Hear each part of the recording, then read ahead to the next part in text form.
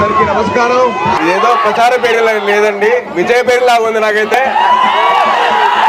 ఇవాళ నేను ఒక గురువుకి శిష్యుడిలా రాలేదు, ఒక మామగారికి అల్లుడిలాగా రాలేదు, ఒక సేనానికి సైనికుడిలా వచ్చాను.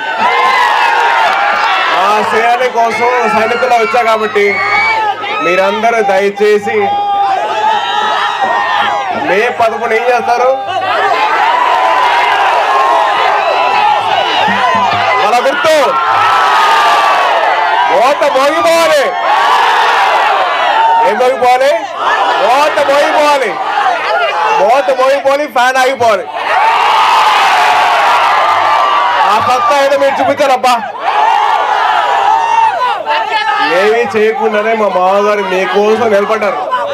మీరు ఒక్కసారి మీ గడప దాటి వచ్చి మీ ఓటు వేయండి, రాజు క్లాసుకి ఓటు వేయండి.